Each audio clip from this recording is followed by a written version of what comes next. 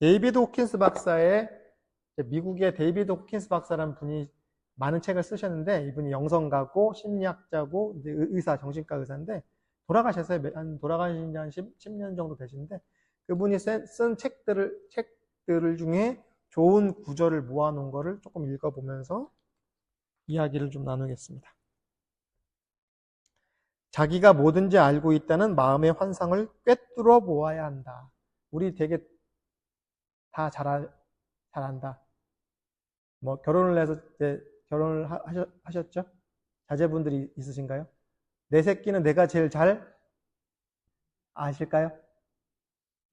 네. 근데 우리가 많이 범하는, 특히 명상을 하는 사람도 그렇지만, 내가 이거 해봤어. 이거 내가 잘 알아. 데이비드 호킨스 박사는 내가 제일 잘 알지. 내 마음 내가 잘 알지. 우리는 내 마음, 데이비드 호킨스 박사는 물론이고, 내 마음은 내가 잘 알죠. 그리고 제가 최근에 좀 어깨가 불편해서 병원을 다닌 적이 있는데, 제일 많이, 어디가 아플 때 제일 많이 하는 말 중에 하나가, 내 몸은 내가 잘 알아요. 이게 바로 뭐예요? 대표적인 망상이죠. 그런 내가 뭐든지 잘 알고 있다는 생각을 벗어나는 거 우리가 겸손하다고 하는데, 명상에서도 겸손이 되게 중요해요. 겸손은 힘들으란 노래 제목도 있지만 장기하가 부른. 근데 사실은 이 명상에서도 겸손이 중요합니다. 그래서 오죽하면은 여기 이제 옛날에 그 보조대사 진울이라는 스님이 쓴 책 중에 수심결이라는 책이 있는데, 거기서 되게 중요한 구절이 단지 불회. 다만 모른다 해라. 다만 모를 뿐이다. 왜? 마음에 대해서는, 명상에 대해서, 뭐에 대해서, 특히 예를 들어서 이제 직장생활 아까 하셨다고 했는데, 어느 분야에서 일을 하셨는지 모르지만 그 분야는 내가 제일 잘 알지 라고 하는 순간 그 분야는 더 이상 성장할 수 없다는 거죠.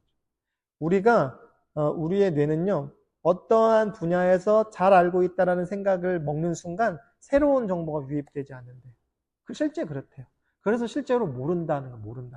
우리는 몰라요. 우리가 알고 있는 거 하나도 없어요. 내 마음도 모르는데 타인의 마음을 어떻게 알겠어요? 사모님 마음 제일 모를 거예요, 아마. 몰라야 해요, 그리고. 자녀들 마음 내가 제일 모를 거예요. 그리고 몰라야 해요. 그리고 모른다고 마음 먹는 순간 새로운 게 보인다는 거죠. 어떤 분야의 전문가들 이렇게 얘기 들어보면요, 늘 새롭대요. 자기가 하는 일이 늘 새로워. 늘 재밌어. 아이들이 이렇게 천진난만한 애기들, 초등학교도 가기 전에 애기들이 장난감 주면 하루 종일도 놀잖아요. 근데 우리가 철이 들면은, 어렸을 때 레고 좋아했어요? 지금도 좋아해요? 철이 없는 거야. 철이 없어야 돼요. 명상을 하는 사람은 철딱서니가 없어야 돼요. 저는 그렇게 주장해요. 명상을 해서 성숙해지는 것도 있지만, 근데 늘 철없는 약간 피터팬이나 어린 왕자 같이 늘 새로워. 늘 새로우면 어때요? 늘 짜릿해. 30년, 40년, 50년 어떤 분야에 일을 했는데, 지겨워서 어떡해? 나는 너무 매일매일 새로워.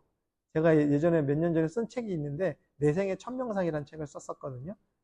지금은 이제 절판이 됐는데, 근데 오늘 이 순간은 유일한 순간이죠. 지나간 어제 다시 돌아가실 수 있어요? 없죠.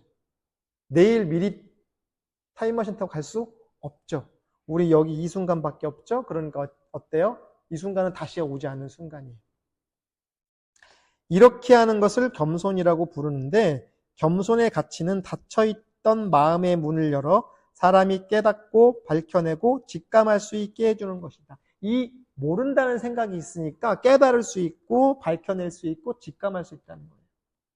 나 쟤 몇 년 겪어봤는데 쟤는 이렇더라. 이 생각이 가장 오만한 생각이라고.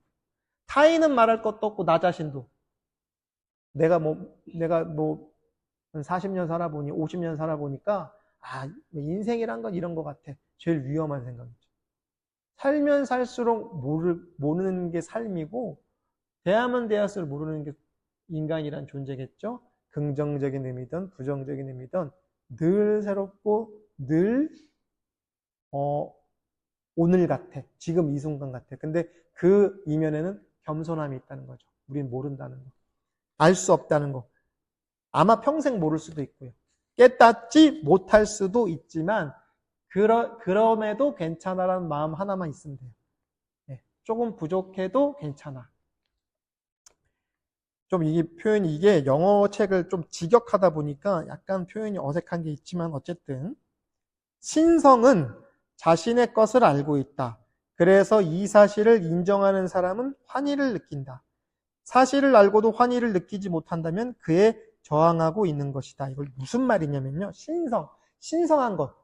신비롭고 성스럽다는 거 있잖아요. 우리가 와, 참 신성하다. 거기 어디 갔더니 뭐 인도의 어느 뭐 요가 아슈람을 갔더니 여기 되게 분위기가 신성해. 이런 표현 쓰잖아요. 신비롭고 성스럽다는 거. 어디 뭐 종교의 어디 성지를 가니까 신성한 느낌이 들어. 근데 이게 이런 사실을 인정하면 환희를 느낀다는 거예요. 너무 어디를 갔더니 너무 기분이 너무 거룩하고 아주 환희롭다는 말 쓰죠. 환희. 제가 어렸을 때 저희 할머님이 담배를 피셨거든요. 제가 초등학생 때까지 저희 할머니 담배를 피셨는데, 이렇게 갑자기 웃기려고 하는 얘기인데 이렇게 진지하게 쳐다봐서 약간 긴장하고 있지만, 담배 이름이 환희였어요. 환희. 옛날에 담배가 청자란 담배가 있었고 거북선이란 담배가 있었고, 제가 아버지 담배 시험을 많이 했거든요. 근데 환희란 담배가 있어요. 너무 기쁘고 즐겁다는 뜻이야. 그 담배를 피면 아마 그랬나 봐요. 환희 담배. 저희 할머니가 꼭 환희 사와라 그랬거든요. 환희 한 갑만 사다 줘. 그럼 담배 샀어요. 근데 담배를 펴서 환희롭다는 게 아니라, 인간이 신성을 알게 되면요 너무 기쁘대요. 어떤 그 깨달음, 명상을 오래 하면 어떤 여러 가지 체험이 나오거든요. 그 중에 하나가 너무 기뻐. 너무 기뻐. 사람이 너무 기쁘면 어때요? 업되죠. 그럼 발을 콩콩콩 구른대요. 그래서 불경에 보면 환희용약이라는 표현이 나와요. 불경에 보면 부처님 말씀을 들으니 내가 기분이 너무 좋아. 그래서 어때요? 환희용약, 용자가 무용할 때 용자거든요. 무용이 뭐예요? 발을 이렇게 점프를 하죠. 약이 뛰어오를 약자래요. 제가 여기 한강 산책을 하면요, 날이 좋을 때 잉어가 점프를 해요. 도약을 해요. 잉어가 이따만 해, 팔뚝만 해. 물이 깨끗한가 봐요. 어떨 때 보면 잉어나 붕어 같은 애들이 점프를 하듯이 너무 기쁜 거야. 어떨 때? 환희로울 때. 그래서 환희 용약한다래요. 불교에만 그런 게 아니라 기독교에도 그런 게 있어요. 기독교에도 교회에서 부흥 기도 같은 거 하면 그 사람들이 막 뛰죠. 그게 우리가 믿지 않는 사람들 눈으로 보면 되게 어색하잖아요. 좀 이상하다. 근데 너무 기쁘니까 어때요? 콩콩콩 뛰는 거야. 이슬람교의 수피즘이라고 했더니 수피즘이라고 있어요. 거기 보면 뱅글뱅글 도는 춤이 있어요. 수피 댄스라고 있어요. 유튜버 같은 데 찾아보면 수피 댄스 보면, 근데 안 어지럽대요. 우리는 조금만 돌아도 이렇게 어지러울 것 같은데 그 사람들이 막 몇 시간씩 돈대요. 계속 수피 댄스를 춰요. 너무 기쁘니까. 신을 만나는 기쁨에, 진리를 만나는 기쁨이 넘치면 너무 좋아서 뛴대요. 우리 원불교는 안 그럴 것 같죠. 대종사님이 깨달음을 얻고 나서 심독히 자부란 말을 쓰거든요. 심독히 자부란 표현이 있어요.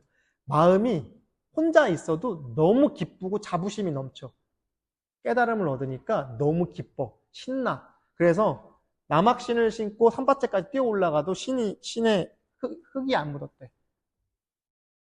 너무 기쁘요. 대종사님이 키가 180이 넘는 분인데, 저같이 키가 작고 가벼운 사람이라도 흙이 묻을 판인데 100kg가 넘는 거구의 청년이 막 뛰어다녀도 신발에 흙이 안 묻었대. 너무 기뻐서, 너무 신나. 깨달음을 얻으니까. 근데 이게 동학에도 그래요. 동학의 수은 선생도 칼춤을 추면서 몇 미터씩 뛰었대요. 기쁘니까. 무속 보면은 무당들 뛰죠. 무당들 뛰어요. 굿하는 거 못 보셨을 수도 있겠는데, 무당들도 뜁니다. 위아래로. 무당들 뛰어요. 위아래로 콩콩콩 뛰어요. 왜? 너무 기쁘니까. 신을 만나니까.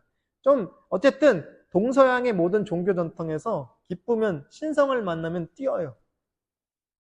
환희를 느끼니까. 불교의 수행에서도 우백가라는 게 있거든요. 우백가라는 게 있어요. 뭐냐면 마음이 청정하게 되면 무한한 기쁨이 올라온대요. 요가에도 그래요.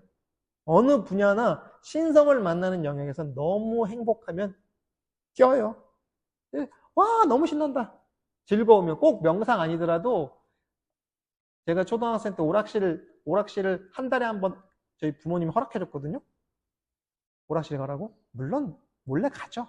하지만 공식적으로 허락받고 갈 때가 있어. 그럼 어때요? 그리고 또 이렇게 용돈을 줘. 오락실 가도 된다고. 그럼 어때요? 콩콩콩 뛰어요. 네, 애들이 뛰어요. 애들은 뛰어요. 애들은 하느님과 직접 만나는 존재이기 때문에 애들은 뜁니다. 애들을 보고 뛰지 말라니까 요즘에는 층간소음 때문에 못 뛰어서 참 그런데 애들은 뛰는 존재예요. 원래 그래요. 왜? 신성하니까. 아이들은 우리 어른들처럼 에고의 오염이 덜하니까 뛰어요. 근데 애들이 점점 안 뛰는 순간 철이 들기 시작하는 거죠. 그런데 그런 사실을 알고도 자기의 기쁨을 억누르면 어때요? 내가 이렇게 기뻐도 되는 건가? 그런 저는 상담을 전공하다 보니까 상담할 때 내가 이렇게 행복해도 되는지 불안해요. 그래요. 행복한데 불안해. 이중적 존재죠. 너무 행복해도 되는지에 대해서 불안해해요. 왜요? 받아들이지 못하니까. 저항하니까. 내가 이럴 리가 없어. 내가 이렇게 기쁘면 안 돼. 저항하는 거예요. 근데 호키스 박사가 제일 많이 주장하는 것 중에 하나가 저항하지 말라는 거예요. 항복하라는 얘기예요. 고양이, 강아지들 항복하는 표시 있죠? 납작 엎드려서 배를 뒤집어서 보여주는 거예요. 나는 항복합니다. 근데 저는 그런 이 항복하라는 말을 서렌더라고 하거든요, 영어로. 번역을 할 때. 서렌더가 이제 항복이라는 뜻이 있으니까. 거대한 존재, 그게 하느님이라도 좋고, 부처님이라도 좋고, 법신불이라고 해도 좋고, 뭐라도 좋아. 그 거대한 우주적인 초월적인 존재 앞에 내가 무언가를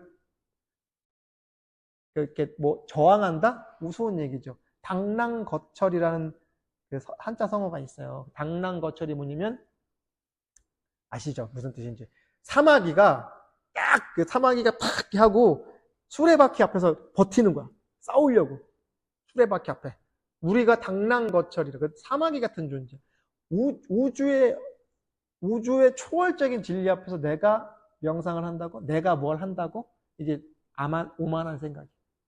내가 명상하는 거 아니라는 거죠. 그분께서 이제 뭐라고 해도 좋아요. 종교마다 어떻게 부르든지. 근데 그분께서 여기다 앉혀놓은 거지 내가 내 발로 걸어왔다? 선생님도 선생님이 오신 게 아니라는 거죠. 이런 해석으로 따지면. 무언가 알 수 없는 거대한 어떤 존재가 여기 앉혀놓은 거라는 거죠.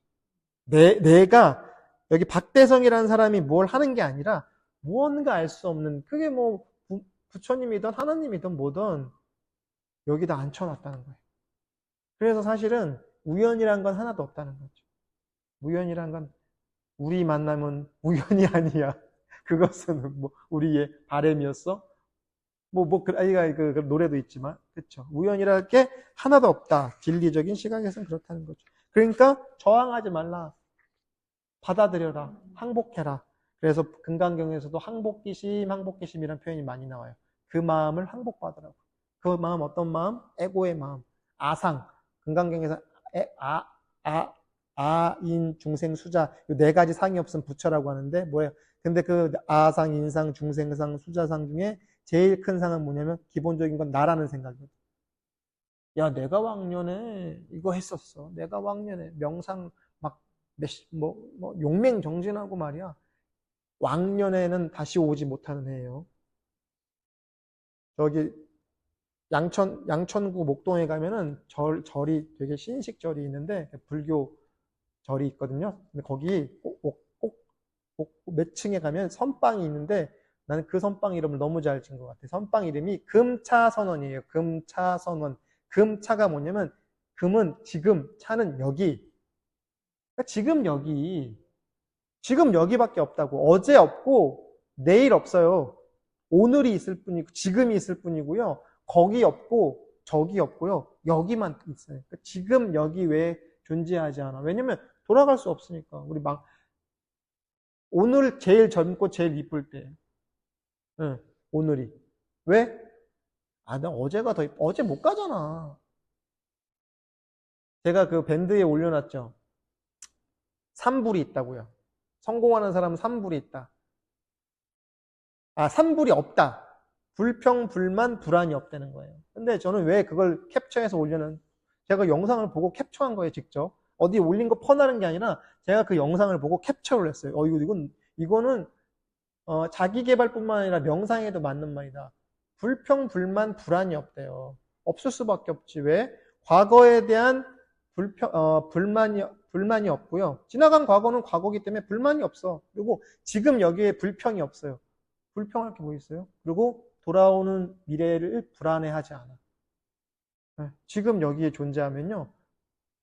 미래라는 거 없어요. 과거라는 것도 없고. 여기. 그래서 금강경에도 보면은 과거신 불가득, 현재신 불가득, 미래신 불가득, 삼신 불가득이라고 하거든요. 그러니까 현재도 없는 거죠. 제가 지금 현재라고 할 때 벌써 사라지고 점점 가잖아요. 지금 그래서 여기 깨어 있는 거예요. 그래서 제가 선생님, 생각이라는 건 없다는 거예요. 어찌 보면. 생각이란 생각이 있을 뿐이지, 생각이란 것도 거기서 지나가고 있어요. 무수하게 마치 파도가 쏟아지듯이 과거로 향해 우리 다 지나가고 있어요. 남길 게 한 개도 없다는 거죠. 에고를 벗어나 있는 환희와 행복의 근원이 존재한다는 사실을 깨닫는 것은 중요한 단계다. 당연하죠? 환희와 행복, 이건 뭐예요? 상대적인 환희와 행복이 아니에요. 무한한 행복, 절대적인 행복이에요. 줄까 말까? 행복. 제가 아까 농담으로 환이라는 담배가 있는데, 옛날에는 슈퍼가 상회라고 있었잖아요. 전빵이라고도 했어요. 저희 시골 가면. 거기서 사는 담배 같은 그런 환희가 아니라 무한한 환희, 무한히 내려오는 쏟아지는 행복. 이건 뭐 절대적인 존재가 주는 거. 돈 주고 사는 거래하는 행복이 아니라 자동차 비유 많이 들죠? 2000cc 타면은 행복하는 그런 행복이 아니라, 외제차 타서 얻는 행복이 아니라 무한한 행복, 상대적인 게 아니라 이걸 깨닫는 게 중요하죠. 그런 뒤에는 영적인 목표에 도달하는 방법에 호기심과 관심이 생긴다. 또 신념도 생긴다. 이것이 우선은 믿음을 통해 강화되고 결국은 경험을 통해 강화된다. 그런 다음 가르침과 정보를 습득하기도 하고 배운 바를 실천하기도 한다. 청원을 하면, 여기서 청원을 인비테이션, 초대한다. 영적 에너지가 커진다. 그런 뒤에는 전념하여 자발적으로 모든 장애를 항복한다. 말이 어렵죠? 쉽게 얘기해 드릴게요. 내가 무언가를 참선을 많이 하고 명상을 많이 해서 어디 도달하는 게 아니라 그냥 나라는 거를 내려놓으면 저절로 그분이 오신다고. 청원, 초대장 보내죠. 인비테이션이라 써있잖아요. 어디 결혼식 초대장 보면은 앞에 인비테이션이 써있어요. 그럼 이제 초대장을 보내면 어때요? 손님이 오죠. 자, 저는 저를 다 비워놨으니까 어서 오십시오. 하나님 오십시오. 부처님 오십시오 하면은 초대장 받고 온다고. 내가 무언가를 여기서 막 열심히 노력을 해서 해수욕장에서 모래성 쌓듯이 하는 게 아니라 나를 다 비워놓고 있으면 그분이 알아서 찾아와. 그분께서 온다고. 그분 하니까 그분이 오신다니 그런 그분이 아니라 절대적인 우주의 진리가 저절로 찾아온다고요. 나를 비우면. 나를 비우면 와. 그러니까 억지로 애쓰는 게 아니라는 거예요. 힘 빼라고.